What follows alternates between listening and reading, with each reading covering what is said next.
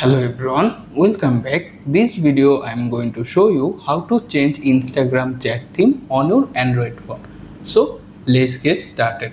First take your phone, open the Instagram application and make sure you can use the latest version of the app.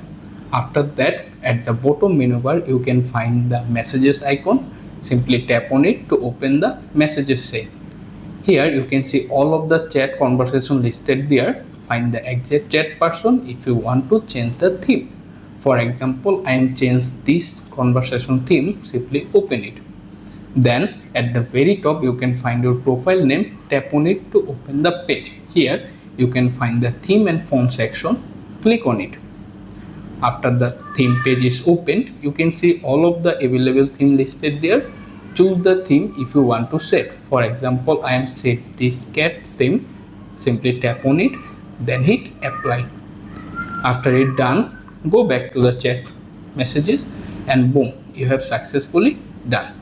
Thanks for watching. Please subscribe to my channel, like this video.